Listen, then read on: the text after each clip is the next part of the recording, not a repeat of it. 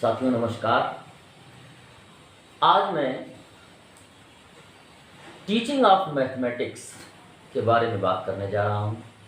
गणित शिक्षण क्या है इसके बारे में बात करने जा रहा हूँ।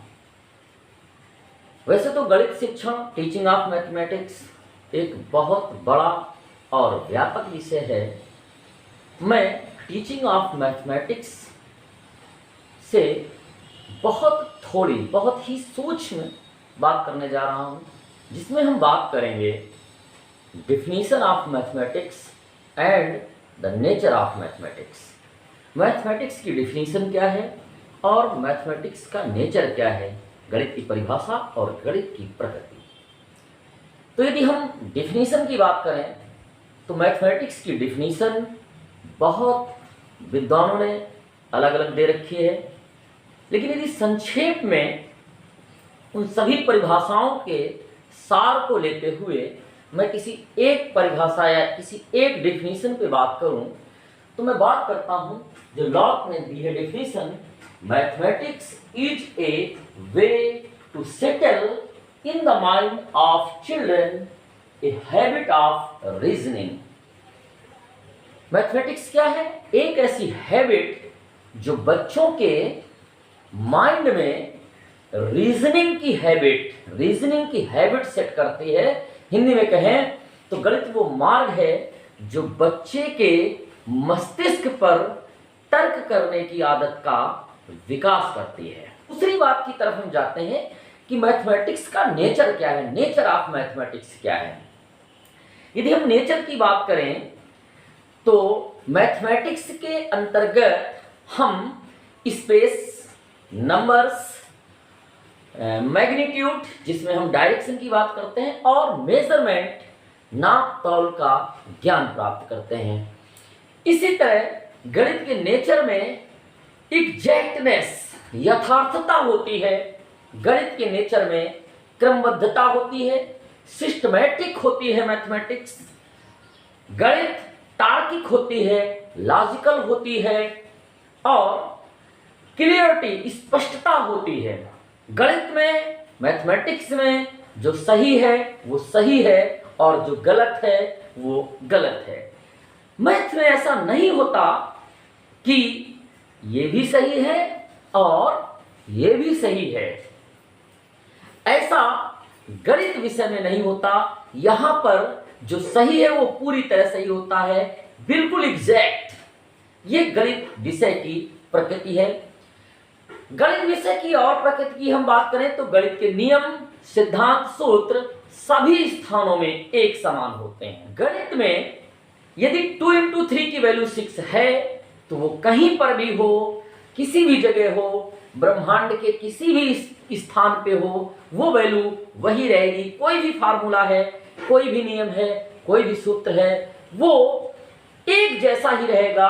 और तभी देखिए गैलीलियो ने जो परिभाषा दी थी, गैलीलियो ने तो डिफिनीशन देते हुए कह दिया mathematics is the language in which God has written the universe. Means गणित वो भाषा है जिसमें परमेश्वर ने संपूर्ण जगत या ब्रह्मांड को लिख दिया है।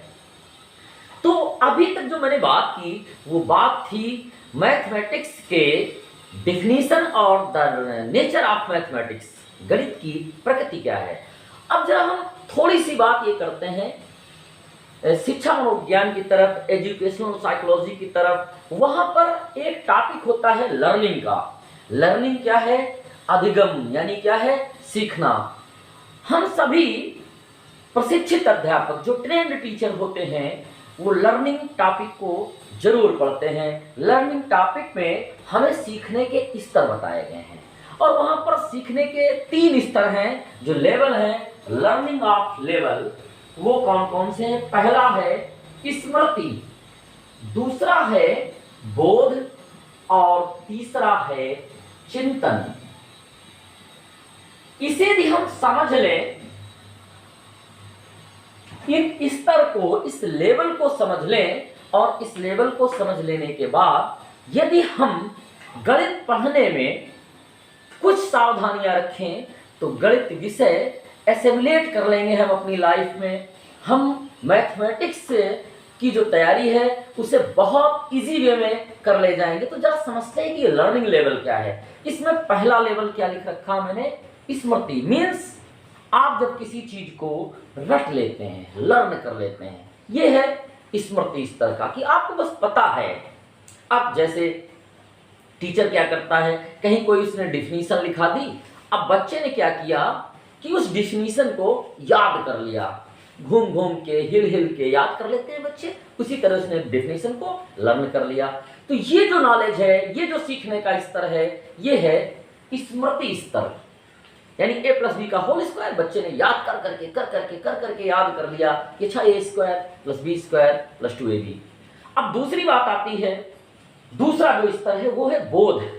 बच्चे के अंदर एक समझ विकसित हो जाए, उस डिफिनीशन को या उस टॉपिक को जिसने उसको पढ़ रखा है उसकी यदि समझ विकसित हो जाए तो आप समझ लीजिएगा कि नहीं, बच्चे को उस विषय का बोध भी है। हम एक छोटी सी डिफिनीशन की बात करते हैं, जैसे वाष्पोत्सर्जन की बात की जाए, तो अब उस परिभाषा को किसी टीचर ने लिखा या डिफिनीशन लिखाई, बच्चे ने क्या किया, उसको याद कर लिया कि प्रत्येक ताप पर द्रव अवस्था का गैसीय अवस्था में परिवर्तन वाष्पन कहलाता है। लेकिन यदि गीला कपड़ा कहीं टंगा है या फर्श में पानी की कुछ बूंदें पड़ी हुई हैं और वो थोड़ी देर बाद नहीं दिखती हैं, वहां से हट जाती हैं, अब बच्चे से यदि पूछा जाए कि ये घटना कैसे हुई, क्या हुआ, पानी की बूंदें कहाँ गई, यदि बच्चा इस बात का जवाब देता है कि पानी की बूंदें वाष्पीकृत हो चुकी हैं, तो इसका मतलब है कि बच्चे को उस डिफिनीशन की समझ भी है, उस डिफिनीशन का उसे बोध भी है। ठीक, अब यदि इसी विषय पर बच्चा तार्किकता का प्रयोग करे, इस विषय पर बच्चा कई अलग और कई दूसरे निष्कर्ष भी निकालने लग जाए, यानी कि वो रीजनिंग भी प्रयोग करे, वो अपनी समझ के अनुसार, अपने बोध के अनुसार इस स्तर पर पहुंच जाए कि पानी की इतनी मात्रा है, इतने समय में वाष्पीकृत होती है, तो फिर इतनी मात्रा कितने समय में वाष्पीकृत होगी, ताप कम है तो वाष्पीकृत होने की जो दर है, जो रेट ऑफ वाष्पीकरण का है, वो कैसा होगा, टेम्परेचर अधिक होने में वाष्पन की स्थिति क्या होगी, टेम्परेचर कम होने में वाष्पन की स्थिति क्या होगी। यदि इस स्तर पर बच्चा सीख रहा है तो ये सीखने का तीसरा और सबसे उच्चतम स्तर है, हाई लेवल है, चिंतन स्तर। तो अब यदि मैं मैथमेटिक्स की बात करूं तो मैथमेटिक्स में सीखने का जो सबसे अच्छा स्तर होगा, लर्निंग का जो सबसे अच्छा लेवल होगा, वो लेवल होगा चिंतन का स्तर। तो मेरा अपना मानना है कि चूंकि ये गणित, चूंकि मैथमेटिक्स एक ऐसी